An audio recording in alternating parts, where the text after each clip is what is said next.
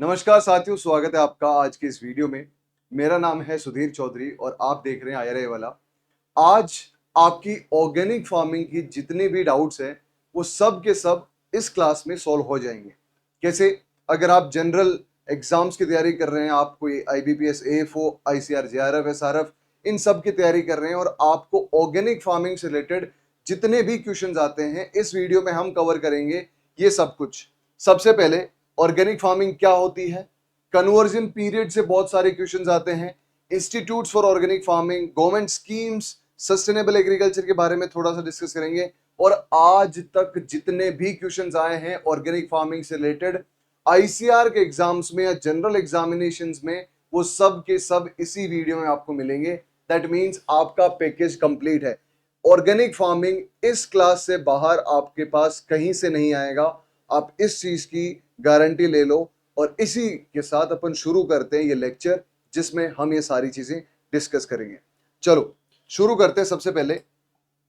सबसे पहले एक कोट के साथ शुरू किया जाए कि अगर आप देख रहे हैं जेरोड क्लिंस का एक सिंपल सा कोटेशन, वो बोलते हैं अगर किसी ने मुझे साइनाइड भी देना है ना तो मेरा सिर्फ एक ही क्वेश्चन होगा उस इंसान से, क्या ये ऑर्गेनिक है? क्योंकि ऑर्गेनिक हमेशा एक हेल्थियर ऑप्शन होता है। तो गाइस, जेरोल्ड किन्स ने ये बोला क्योंकि साइनाइड आप जानते हैं बेसिकली एक जहर है, और जहर भी अगर मुझे ऑर्गेनिक दे दो, ये उनके वर्ड्स है। मतलब वो कितना रिलेट कर पा रहे हैं ऑर्गेनिक से, क्योंकि ऑर्गेनिक होगा तो एटलीस्ट हेल्थियर होगा। That is from where organic farming started. क्योंकि ऑर्गेनिक फार्मिंग हम क्यों प्रैक्टिस कर रहे हैं? हमारे हेल्थियर ऑप्शन के लिए। हम पॉपुलेशन राइज कर रहे हैं, इंटेंसिव फार्मिंग कर रहे हैं, पेस्टिसाइड्स यूज कर रहे हैं, फर्टिलाइजर्स यूज कर रहे हैं, इनऑर्गेनिक यूज कर रहे हैं, सब कुछ। लेकिन फिर भी एट लास्ट हमारी बॉडी को क्या चाहिए? हम एक ऑर्गेनिक प्रोडक्ट हमें हमारी बॉडी को चाहिए जो बेस्ट ऑप्शंस हैं। और इसी के लिए ऑर्गेनिक फार्मिंग की इतनी ज्यादा नीड है। और ऑर्गेनिक फार्मिंग की नीड है ग्राउंड पे आपकी बॉडी को, लेकिन उससे ज्यादा अभी जो ऑर्गेनिक फार्मिंग की नीड है वो है कॉम्पिटिटिव एग्जाम्स में, क्योंकि ऑर्गेनिक फार्मिंग बजिंग टॉपिक है। आईसीआर जेआरएफ 2024 में अकेले 11 क्वेश्चंस आए हैं सिर्फ और सिर्फ ऑर्गेनिक फार्मिंग से। तो आप सोच लीजिए ऑर्गेनिक फार्मिंग कितना रेपुटेशन है और कितना बार बार इस चीजों में चल रहा है। शुरू करते हैं। नेक्स्ट, सबसे पहले हम कुछ साइंटिस्ट की बात कर लेते हैं कि ऑर्गेनिक फार्मिंग के फादर किसको बोलते हैं। हमारे एल्बर्ट हावर्ड भाई साहब को। एल्बर्ट हावर्ड भाई साहब के बारे में पूरी चर्चा करेंगे, और जितने भी आपको यहाँ साइंटिस्ट दिख रहे हैं उनके बारे में भी सारी की सारी चिंता करेंगे, सारी की सारी चर्चा करेंगे। और उनकी जो नेम है, उनकी जो बुक नेम है एल्बर्ट हावर्ड भाई साहब की, उनकी बुक का नाम आपसे पूछा जाता है कभी कभी, और उनकी बुक का नाम है गाइस एन एग्रीकल्चरल टेस्टामेंट। 1940 में लिखी थी उन्होंने वो बुक, और यहां से बहुत बार क्वेश्चन आता है। सेकंड है नेचुरल फार्मिंग के फादर कौन है? वो है फुकुओका भाई साहब, जो जापान के हैं। और उन्होंने एक प्रिंसिपल दिया था, डू नथिंग। अगर आपको 5 स्टार चॉकलेट की याद आती है या उनकी एडवर्टीजमेंट आपको याद है तो आपको पता होगा उसमें वो बोलता है डू नथिंग, कुछ मत करो और आपकी जिंदगी सेट है। लेकिन नेचुरल फार्मिंग, फुकुओका साहब ने भी सेम चीज बोली थी, अगर आपको फार्मिंग करनी है, नेचुरल फार्मिंग करनी है, तो आप कुछ भी मत करो, जो भी है अपने आप उगने दो। ना टिलेज एक्टिविटीज करनी है, ना कोई और चीज करनी है, ना वीडिंग करनी है, कुछ भी नहीं करना, कुछ मत करो, बस मजे करो और मजे करो। उन्होंने एक बुक लिखी थी द वन स्ट्रो रिवोल्यूशन। वो भी इंपॉर्टेंट है कि फुकुओका साहब की बुक का नाम क्या है। उसके बाद में अपन बात करते हैं बायोडायनेमिक फार्मिंग, जो है रुडल्फ स्टेनर ने लिखी, और उनकी जो बुक का नाम था वो agricultural course. Organic farming term किसने दी? ये पिछली बार क्वेश्चन आया था, ये दी थी जो लॉर्ड नॉर्थबोर्न है उन्होंने। इनके बारे में भी हम सबके बारे में डिटेल से पढ़ेंगे आगे वाली स्लाइड में। इन्होंने बुक लिखी थी लुक टू द लैंड, जमीन की तरफ देखो। ऑर्गेनिक फार्मिंग टर्म सबसे पहले देखो, जैसे आपको याद होगा, आपने एम एस स्वामीनाथन सर का नाम सुना होगा। ग्रीन रेवोल्यूशन किसने इंडिया में इनिशिएट किया? तो भैया आपके एम एस स्वामीनाथन ने किया।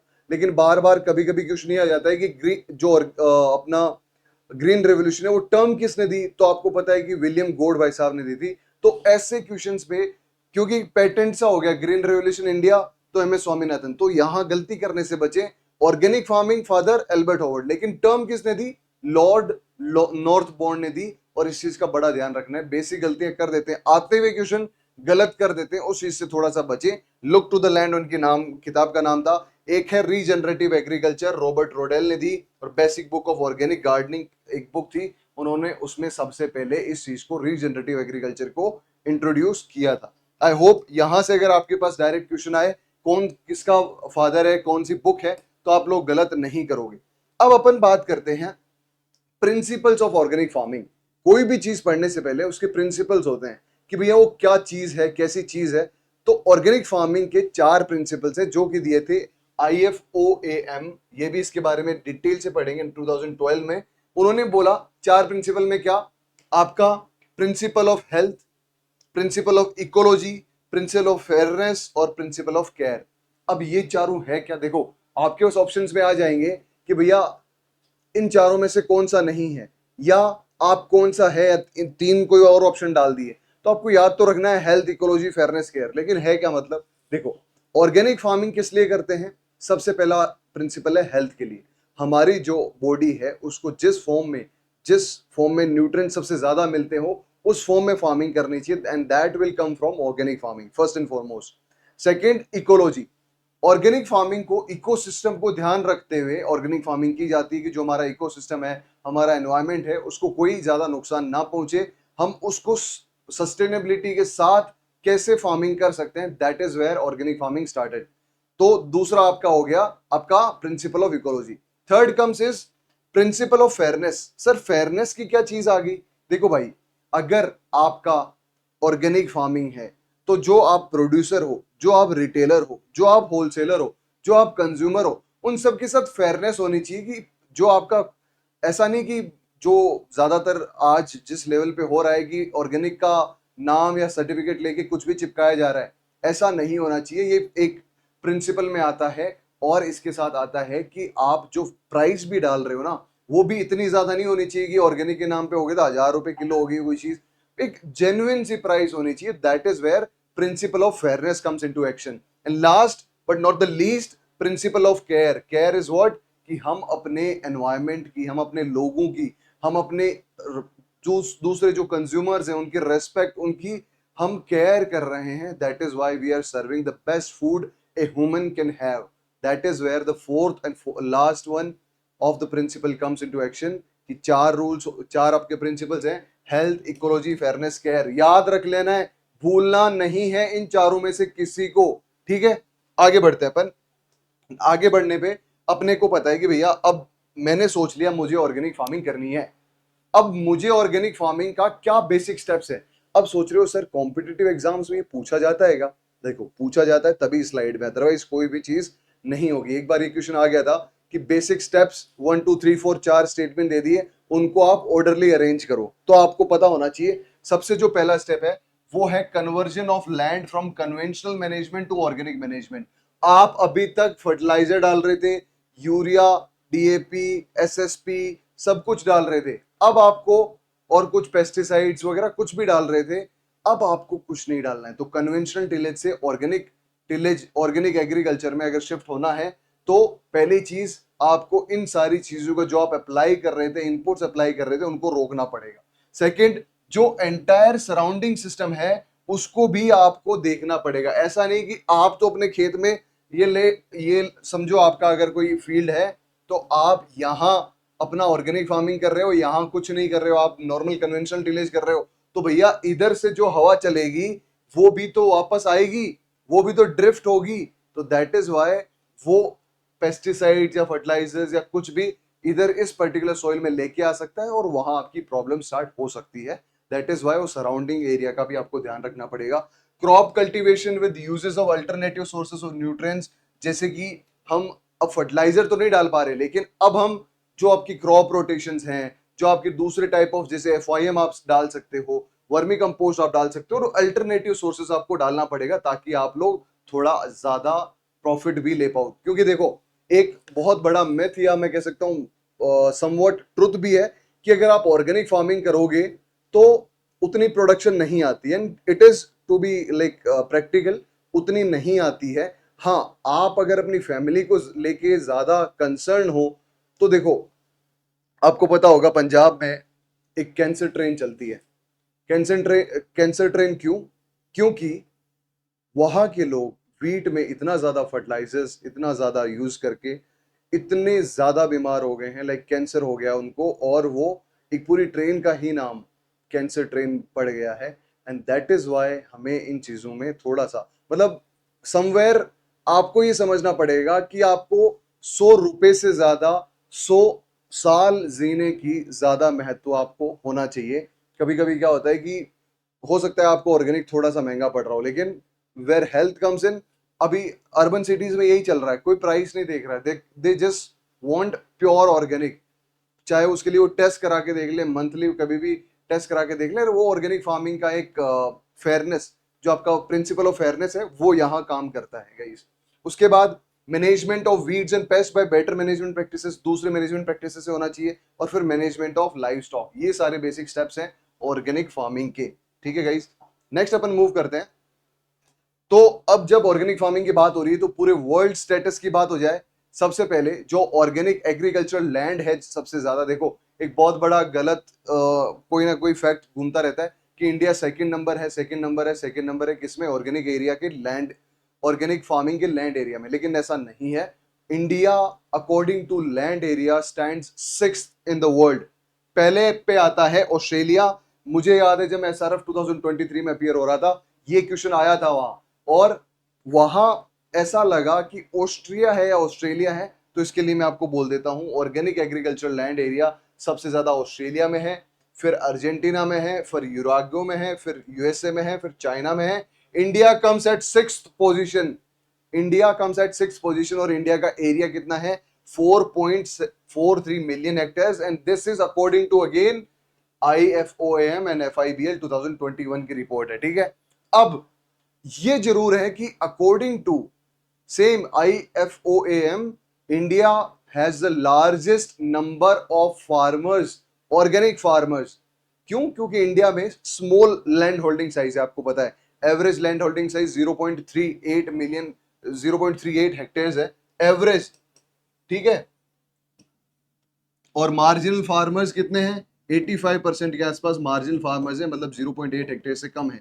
लेकिन आप पर अगर आपसे एवरेज लैंड होल्डिंग साइज पूछे तो 0.38 हेक्टेयर्स है, और 0.38 हेक्टेयर्स मतलब बहुत कम साइज हो गई। तो नंबर ऑफ ऑर्गेनिक फार्मर्स ज्यादा है, और वो है India ranks first in the world in terms of organic farmers, number of organic farmers, then that is 2.3 million organic farmers, the highest in the world।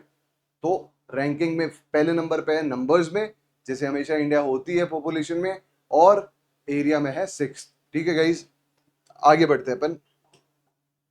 अब बात कर ली जाए हमारे प्यारे भारत की।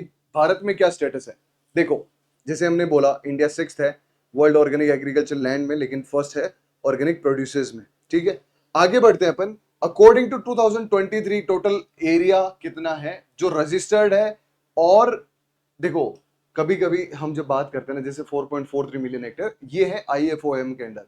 लेकिन अगर अपन नेशनल डाटा की बात करें तो आपको पता है कभी कभी मैनिपुलेशन चलता है, और किस लेवल पे चलता है we don't want to comment on that, but somewhere according to NPOP it is around 10.17 million hectare. तो अब आप कंफ्यूज हो जाओगे कि सर 4.43 मिलियन हेक्टेयर याद रखें या हम याद रखें 10 मिलियन हेक्टेयर।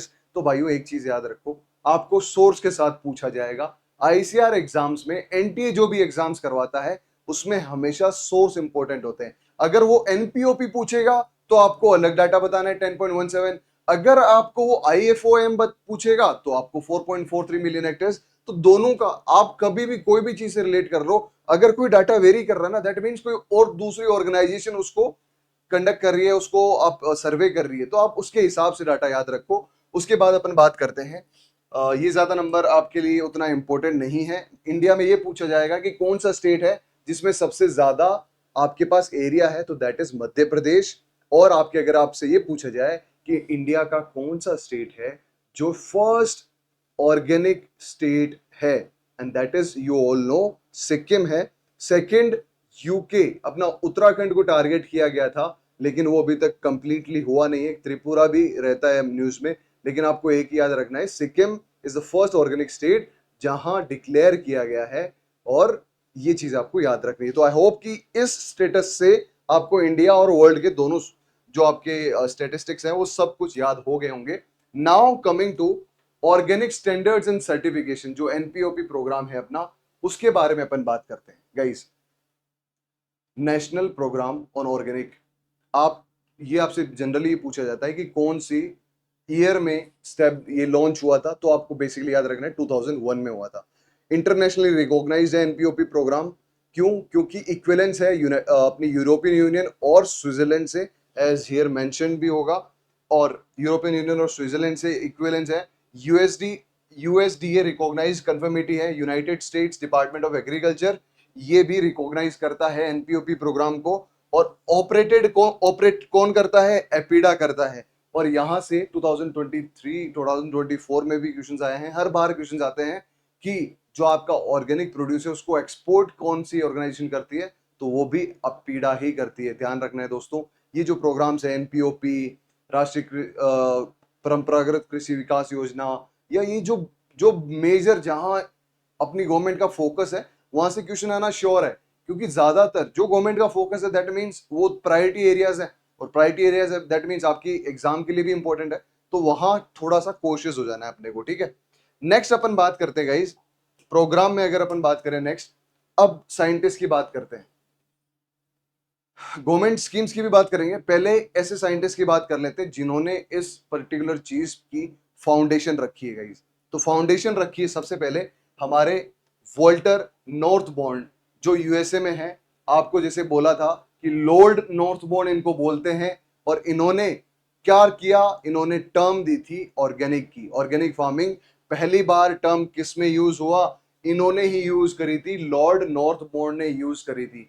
अब लॉर्ड नॉर्थबॉर्न ने क्यों यूज करी, कहां यूज करी, ये थोड़ा सा इंपॉर्टेंट बन जाता है, क्योंकि आप लोग याद रखना है इसको कि लॉर्ड नॉर्थबॉर्न एक तो यूएसए के थे, और उन्होंने लुक टू द लैंड एक बुक थी 1940 में, उसमें उन्होंने लिखा कि भैया ऑर्गेनिक नाम की पहली बार टर्म यूज हुई। आपको पता है फादर कौन है? एल्बर्ट हावर्ड है, मॉडर्न ऑर्गेनिक फार्मिंग के एल्बर्ट हावर्ड है। और एक और एल्बर्ट हावर्ड से एक और चीज आती है, वो आगे उन्हीं में पढ़ेंगे, अभी एल्बर्ट हावर्ड सर की भी बात करेंगे। The farm itself must have a biological completeness, it must have a living entity, ये उन्होंने बोला। किसने? लॉर्ड नॉर्थबॉर्न या वॉल्टर नॉर्थबॉर्न, जो यूएसए से बिलोंग करते हैं। नेक्स्ट साइंटिस्ट की तरफ अगर अपन चले, तो उनका नाम है एल्बर्ट हावर्ड। आपको गाइस पता है एल्बर्ट हावर्ड सर के बारे में अच्छे से, कि Albert Howard sir father of organic farming थे। उन्होंने 1905 से 1924 ऑर्गेनिक एग्रीकल्चर जैसे बात जिसको अपन बोलते हैं, उन्होंने शुरुआत कहां से करी? ये ऑर्गेनिक फार्मिंग मूवमेंट के फादर थे, सबसे पहले फाउंडर थे, और इन्होंने शुरुआत करी इंग्लैंड में। प्लांट साइंटिस्ट थे वो, और 25 साल उन्होंने काम किया as an agriculture investigator in India. 25 साल पहले तो उन्होंने एज एन एग्रीकल्चरल एडवाइजर काम किया, और उसके बाद वो जो काम कर रहे थे वो कर रहे थे डायरेक्टर ऑफ इंस्टीट्यूट और प्लांट इंडस्ट्री एट इंदौर। अब आपको पता है इंदौर का नाम आया तो क्या नाम याद आएगा? एक इंदौर मेथड ऑफ कंपोस्टिंग दिया था, वो भी किसने दिया? हमारे एल्बर्ट हावर्ड भाई साहब ने। भाई साहब ने ताऊजी थे वो, और ये बेसिकली इंग्लैंड से ही बिलोंग करते थे, यूरोप से ही बिलोंग करते थे, लेकिन क्योंकि ब्रिटिश राज था उस समय तो ये यहाँ थे, और इन्होंने कुछ अच्छे काम भी किए जिनको हमें रिकॉग्नाइज करना बनता है, और बनता है तो उनको काम थोड़ा रिकॉग्नाइज करते हैं। उन्होंने एक बुक लिखी एग्रीकल्चर टेस्टामेंट 1943 में, जैसे मैंने बताया, और soil and health a study of organic agriculture एक और बुक लिखी थी 1947 में। दो मेजर बुक्स हैं। जनरली आपको फर्स्ट बुक का ही नाम पता होता है एग्रीकल्चर टेस्टामेंट, लेकिन सेकंड बुक भी इंपॉर्टेंट है उतनी ही, soil and health and study of organic agriculture 1947 में। उसके बाद उन्होंने, जैसे कि अपन बोलते हैं modern father of modern organic agriculture भी अपने एल्बर्ट हावर्ड भाई साहब है, और ये जो बुक है 1947 में, उन्होंने एग्रीकल्चर ऑर्गेनिक एग्रीकल्चर इस बुक का एक टाइटल भी रखा था, जो और ज्यादा इंपॉर्टेंट है। ये है हमारे भाई साहब जिनको मारते हैं अपन सैल्यूट, क्योंकि इन्होंने बात करी थी सबसे पहले, और इसीलिए इनको फादर बोल रहे हैं। और ये है उनकी book an agricultural testament by sir Albert Howard. अब देखो भाइयों, एक एक चीज बोलूं, ये बेचारे सीआईए एमए, इनकी क्या गलती थी? इनका भी तो कंट्रीब्यूशन था, लेकिन ले गया ना सारा क्रेडिट हमारे ताऊजी।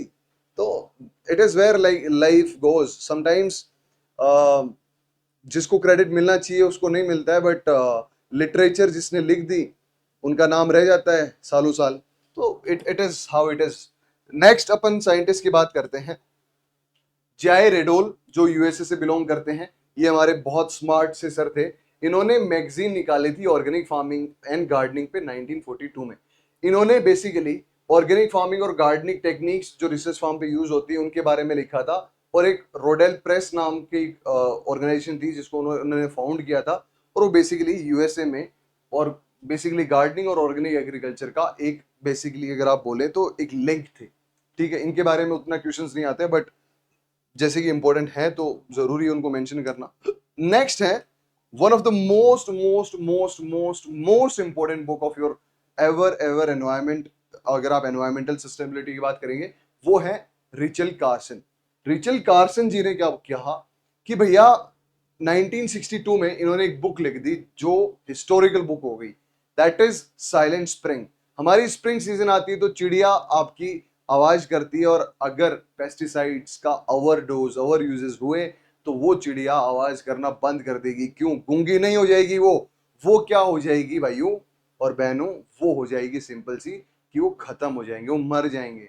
क्यों? क्योंकि हम बहुत ज्यादा पेस्टिसाइड्स यूज कर रहे हैं। और इनकी एक बुक से क्या क्या हो सकता है आप अंदाजा लगाओ। इनकी एक बुक से एक कंप्लीट मूवमेंट शुरू हो सकता है। इनकी बुक से जो पेस्टिसाइड्स थे वो सारे पेस्टिसाइड्स बैंड हो गए थे 1972 में।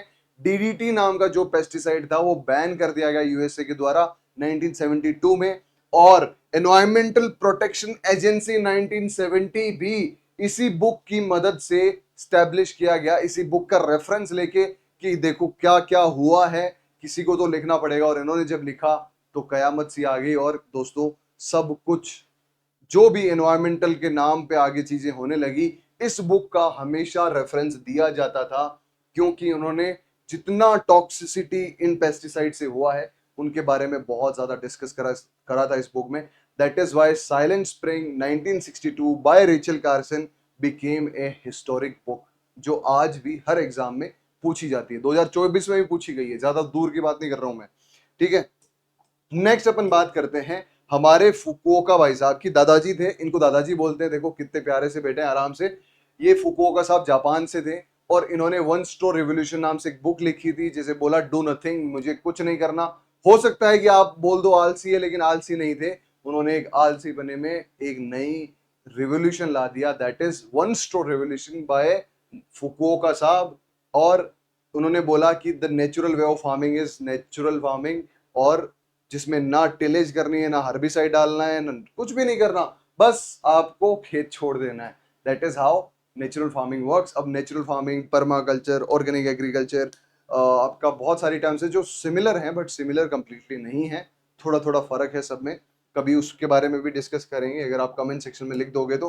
थोड़ी एनर्जी डाउन नहीं होनी चाहिए भाइयों, थोड़ा सा। अब आगे अपनी ऑर्गेनाइजेशन जिसको अपन बोल रहे थे IFOAM, उसके बारे में अपन बात कर लेते हैं। इनिशियली 1972 फ्रांस में स्टैब्लिश हुई, और अब हेडक्वार्टर इनका बॉन जर्मनी में। और स्टैब्लिश किसके द्वारा की गई? लेडी ईव बेफ्लोर के द्वारा की गई। अब हम बात करेंगे लेडी ईव बेफ्लोर कौन, उसके बारे में नेक्स्ट स्लाइड में बात करेंगे। लेकिन इन्होंने फाउंड किया IFOAM 1972 में। इन्होंने बेसिकली इसका काम क्या? ऑर्गेनाइजेशन का ऑथोरिटी इंफॉर्मेशन देता है ऑर्गेनिक एग्रीकल्चर पे, और प्रमोट करता है बेसिकली वर्ल्ड वाइड। आपको इस ऑर्गेनाइजेशन का यही काम है मेजरली। ठीक है, कितनी प्यारी सी बिल्डिंग आपको दिख रही होगी।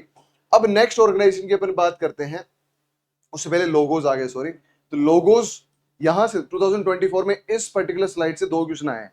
एक आया था इंडिया ऑर्गेनिक के बारे में, कि ऐसा कौन सा लोगो है जो बताता है कि ऑर्गेनिक फॉर्म्ड प्रोडक्ट्स मैन्युफैक्चर होते हैं इंडिया में, तो वो बताता है इंडिया ऑर्गेनिक। परेशान ना हो दोस्तों, अगर आपको इस पूरी क्लास की PDF चाहिए तो इसी डिस्क्रिप्शन बॉक्स में आप PDF डाउनलोड कर सकते हैं, आराम से मजे से देख सकते हैं, और इसमें जो भी कंटेंट है वो आप एंजॉय कर सकते हो, प्रिंट निकाल के पढ़ सकते हो, डिस्क्रिप्शन बॉक्स में देख लेना।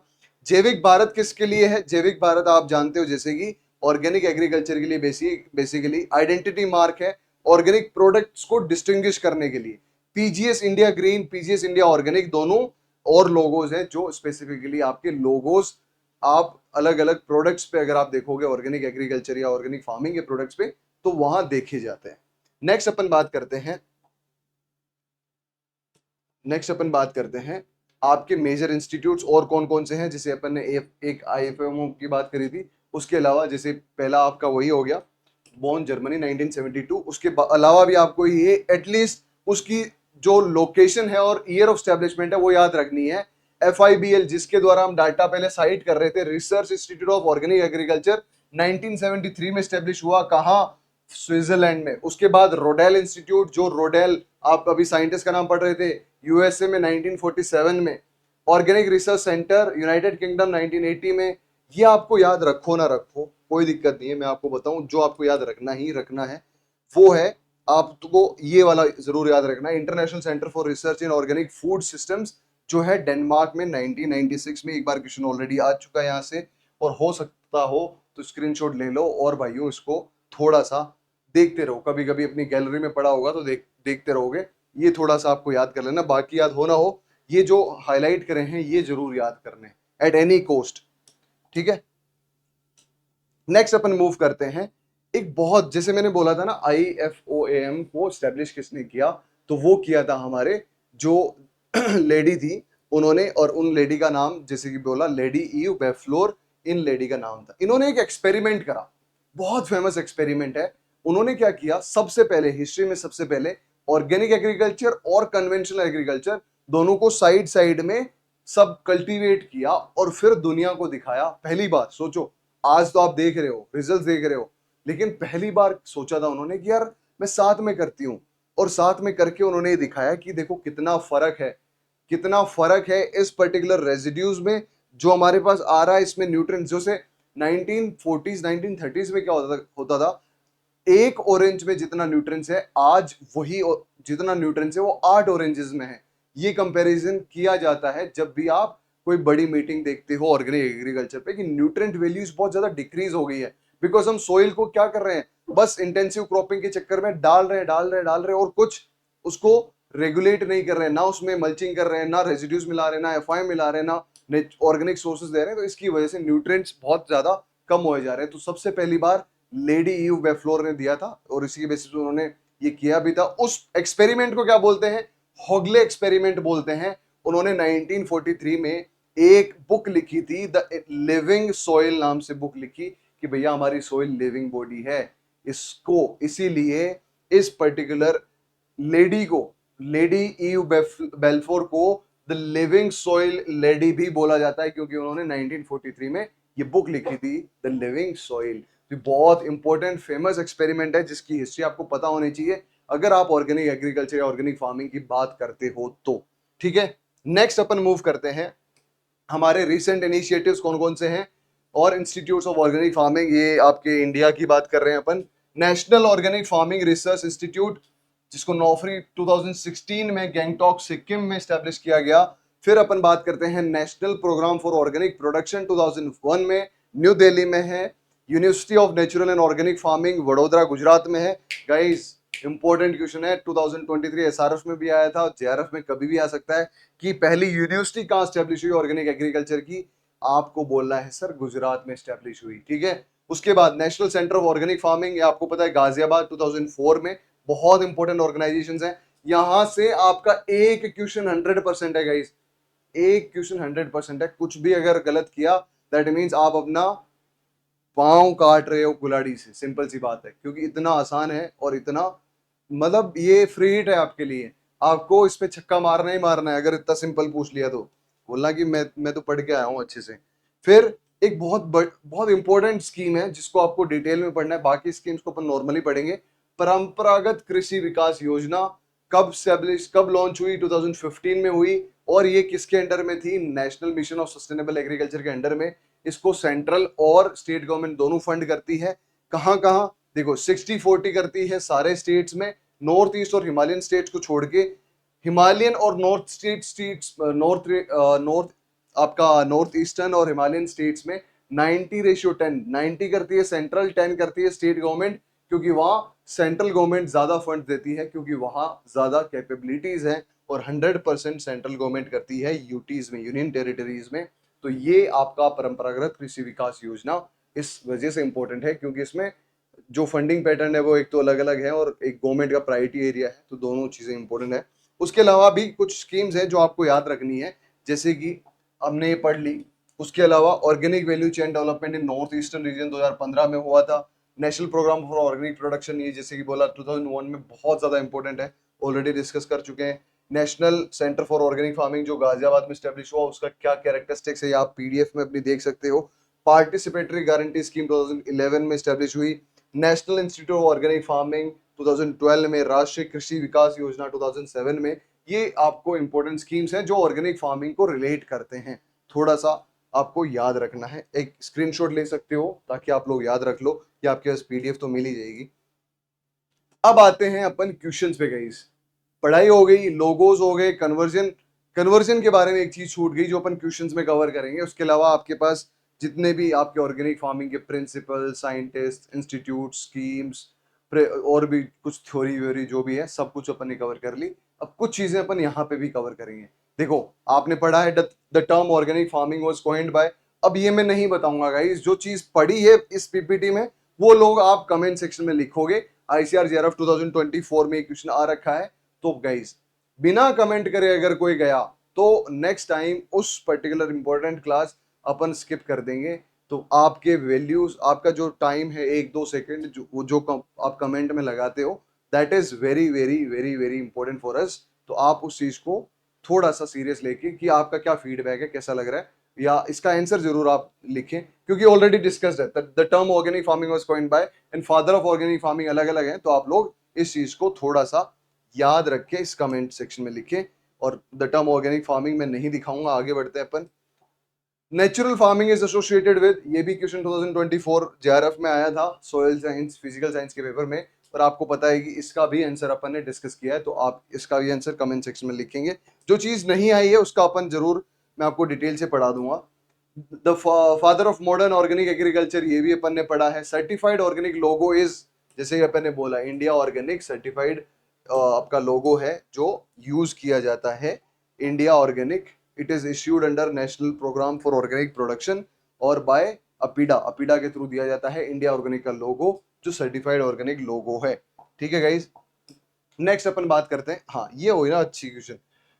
Organic mulch conserves soil moisture, पहला असर्शन बोल रहा है कि ऑर्गेनिक मल्च हमारा आपका सोइल जो मॉइस्चर है उसको कंजर्व करता है। ठीक है, सही बात है।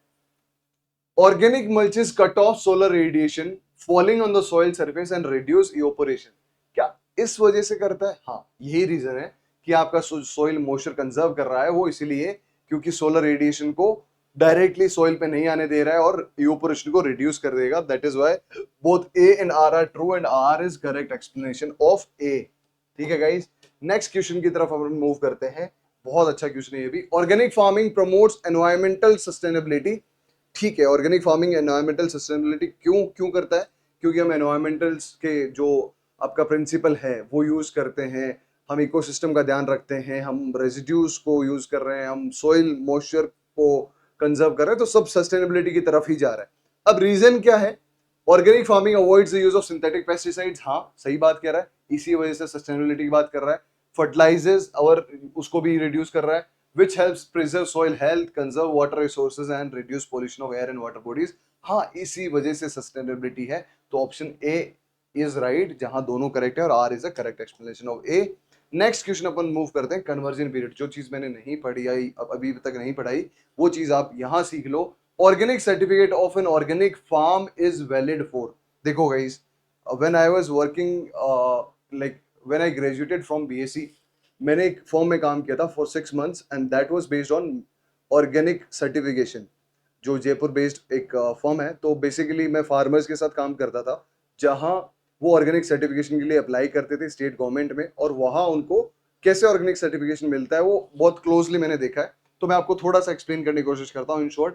देखो, कोई भी ऑर्गेनिक फार्मिंग अगर करना चाहता है, कन्वेंशनल अगर है, अब वो ऑर्गेनिक फार्मिंग की तरफ मूव करना चाहता है, तो आपको सबसे पहले जो आपकी स्टेट की वेबसाइट होती है, जो भी पोर्टल होता है, जैसे राजस्थान का अलग है, हरियाणा का अलग है, यूपी का अलग है, उस ऑर्गेनिक आप डाल दीजिए आपके स्टेट का ऑर्गेनिक सर्टिफिकेशन ऑफ यूपी या ऑर्गेनिक सर्टिफिकेशन ऑफ राजस्थान, तो आपको जो गवर्नमेंट की वेबसाइट खुलेगी, वो आपको उस पर जाके क्लिक करके अपने आप को रजिस्टर करना है। जो आपकी सारी डिटेल मांगी जाएगी, आपका खसरा खतौनी नंबर, आपकी फील्ड डिटेल्स, आपकी पर्सनल डिटेल्स, वो मांगी जाएगी और आप अप्लाई करते हो। जब आप अप्लाई करते हो तो गवर्नमेंट बॉडी से कुछ लोग भेजे जाते हैं आपकी इनिशियल सैंपलिंग के लिए, मतलब इनिशियल इवेल्युएशन के लिए कि आज आपकी सोइल का क्या स्टेटस है, वो सैंपल लेके जाएंगे और फिर अगली साल सेम टाइम पे वो फिर आएंगे। ऐसे करते करते वो 3 साल लगाते हैं और तीन आपको अलग अलग सर्टिफिकेट दिए जाते हैं और लास्ट में जो 3 साल के बाद में सर्टिफिकेट दिया जाता है वो ग्रीन कलर का होता है और ग्रीन सर्टिफिकेट उसको बोलते हैं जो कंप्लीट आपको ऑर्गेनिक फार्मिंग का सर्टिफिकेट बोलते हैं। मतलब जो पेरेनियल क्रॉप्स के लिए कितना टाइम लगेगा सर, 3 साल लगेगा। अब आपके पास क्वेश्चन आता है कि अब वो जो आपको सर्टिफिकेट मिल गया वो कितने साल के लिए वैलिड है, ये यहां क्वेश्चन पूछा गया है। भाइयों वो वैलिड है सिर्फ और सिर्फ 1 साल के लिए। क्यों भैया? अब 1 साल आपने सर्टिफिकेट ले लिया, अब सर्टिफिकेट लेते ही आप करने लग गए वापस केमिकल का यूज, क्योंकि आपको सर्टिफिकेट मिल गया, अब तो आप बेच दोगे, तो आपको कौन इवेल्युएट करेगा, आपको कौन चेक करेगा? वो हर साल आएंगे, आपके सैंपल ले जाएंगे, आपके सैंपल टेस्ट करेंगे और फिर आपको वापस नया इश्यू करेंगे अगर आपने कोई यूज नहीं किया हो पेस्टिसाइड्स तो, वरना वो रोक देंगे। तो इसके लिए ऑर्गेनिक सर्टिफिकेट का जो आपका सर्टिफिकेट है वो सिर्फ और सिर्फ 1 साल के लिए वैलिड होता है। दैट इज वाई यहां आंसर है for 1 year. Is it all right? समझ में आया? बहुत बढ़िया। नेक्स्ट क्वेश्चन की तरफ मूव करते हैं। Conversion period of an organic farm is generally for perennial crop it is 3 years, जैसे कि मैंने बोला। और गाइस, और ये जो सर्टिफिकेशन है, देखो ग्राउंड पे क्या होता है, I don't need to tell you.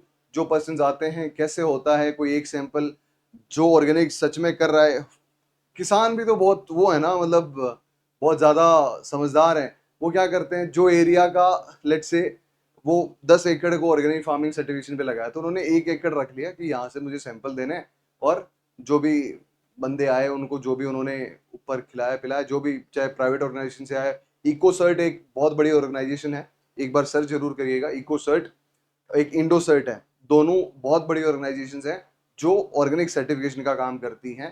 तो इन दोनों ऑर्गेनाइजेशंस के बारे में थोड़ा जरूर पढ़ के जाना, इंडोसर्ट और इकोसर्ट। मैं लिख देता हूं, थोड़ा थोड़ा पढ़ लेना, ठीक है? इनके बारे में जरूर पढ़ना, जो ऑर्गेनिक सर्टिफिकेशन ऑर्गेनाइजेशन है, ठीक है? ये बेसिकली प्रैक्टिकल यूज में आपको जरूर आएगा, लेकिन हो सकता है कि अभी प्रैक्टिकल यूज वाली चीजें पूछ ली जाए। एक और अच्छा क्वेश्चन है, certification is essential for authenticity organic products because. Certification जरूरी है क्यों? एक third party certification agency monitor करती है, ठीक है, थर्ड पार्टी ही करेगी, बिल्कुल सही बात है। Organic products are produced by following NPOP guidelines, जो नेशनल प्रोडक्शन और national programme on organic production है 2001 में जो स्टैब्लिश हुआ, उसके अकॉर्डिंग जो गाइडलाइन सेट की गई है उसके अकॉर्डिंग ही वो ऑर्गेनिक प्रोड्यूस करेंगे। हाँ, सही बात है। Organic farmers are dedicated in cultivation practices. Organic farmers are dedicated. भाई डेडिकेटेड है इसके लिए तो सर्टिफिकेशन नहीं, और आप पर्सनल या जो आपका इंडिविजुअल इंटरेस्ट है उसकी वजह से तो सर्टिफिकेशन नहीं करा रहा ना।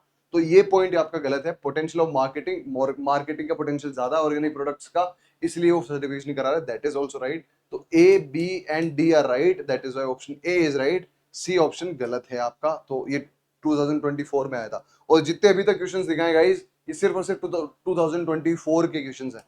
फिर एक और अच्छा क्वेश्चन है, वापस 2024 से ही है।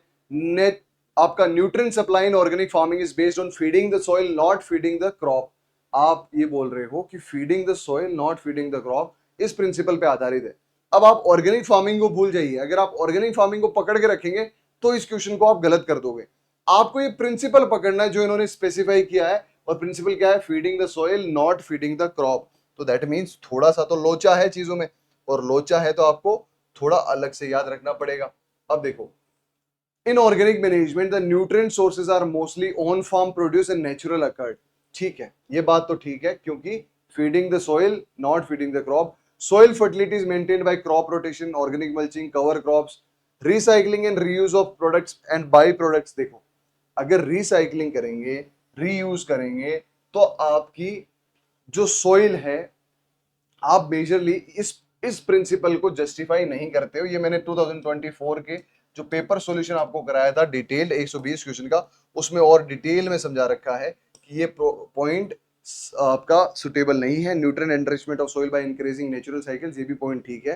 तो वापस A B D is the right answer, और इसको डिटेल में आप 2024 की पूरा एक पेपर सॉल्यूशन दे रखा है, तो उसमें भी आपने देखा होगा, या नहीं देखा होगा तो आप देख सकते हैं। एक लास्ट क्वेश्चन आपके लिए बच गया है, what kind of fertilizer is allowed in organic farming. कौन सा टाइप ऑफ फर्टिलाइजर है जो कि अलाउड है?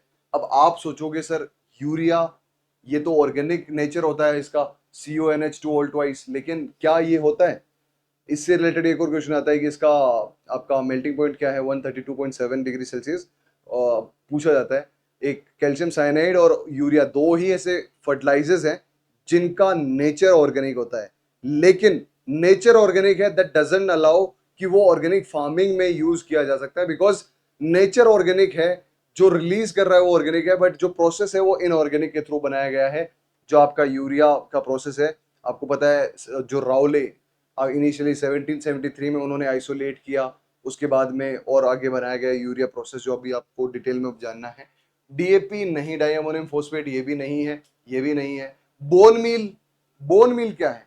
बोन मील तो सर कंसंट्रेटेड ऑर्गेनिक मेन्योर है, ये यूज किया जाता है, बिल्कुल सही बात sir. Rock phosphate, rock phosphate एक मिनरल है सर, इसको भी तो यूज करते हैं। देखो भाई, मैंने ये क्वेश्चन स्पेसिफिकली इसलिए डाला, कभी कभी क्या होता है आप लोग ये सोचते हो कि सर चार में से एक ही सही हो सकता है। कभी कभी क्या होता है, एग्जामिनर आपको टेस्ट करता है, हो सकता है वो आपके जो आंसर किए उसमें ऑप्शन 3 एंड 4 डाल दे। जैसे 2024 में ऐसे 3 क्वेश्चन थे जिसमें मल्टीपल ऑप्शन सही थे, तो आप इन सारे क्वेश्चंस को छोड़ के नहीं आए। अगर आपको पता है, आपको पता है इनमें से दोनों क्वेश्चंस, आपके पास दोनों ऑप्शन सही है, लेकिन इस सिचुएशन में क्या करें? आप ज्यादा स्मार्ट बन के, हाँ यार ये तो क्वेश्चन गलत है तो छोड़ देता हूं, नहीं। आप दोनों में से एक, किसी एक को टिक करो, खत्म बात। और एक को टिक करोगे तो आपके पास जो भी आपका ऑप्शंस है, आपको बोनस मिलना है, कुछ भी होगा तो वो जरूर मिलेगा। अगर आपने छोड़ दिया तो वो कुछ भी नहीं होगा, आपके पास नंबर नहीं आएगा। That is why I put this specifically questions. और आई होप अब आपके पास सारे के सारे जो भी डाउट्स थे आपके रिलेटेड टू ऑर्गेनिक फार्मिंग, सारे के सारे आपके पास डाउट क्लियर हो चुके हैं। ऑर्गेनिक फार्मिंग क्या है, अपन ने इंस्टीट्यूट्स पढ़े, इंस्टीट्यूट्स का रिवीजन आप कर लेना अच्छे से, स्क्रीनशॉट्स आपने लिए होंगे, आपने गवर्नमेंट स्कीम्स पढ़ी, आपने और क्या क्या पढ़ा, आपने साइंटिस्ट पढ़े, आपने सारे के सारे क्वेश्चंस करे। तो अब आपके दिमाग में और कोई भी क्वेश्चन अगर आ रहा है तो कमेंट सेक्शन आपका है, लिखो, उसमें भर दो उसको, हम उसका रिप्लाई करेंगे कोई से भी क्वेश्चंस का। और ऐसे ही वन शॉट आपके पास कोई भी लेक्चर आपको कंप्लीटली चाहिए, उसको भी आप कमेंट सेक्शन में देख सकते हैं, लिख सकते हैं कि सर हमें ये पर्टिकुलर लेक्चर चाहिए, and we will deliver that. और ऐसे ही अगर आपको वीडियो अच्छा लगा हो तो प्लीज़ इसको शेयर करें और हमारे आई वाला चैनल को सब्सक्राइब करें, ताकि आप लोग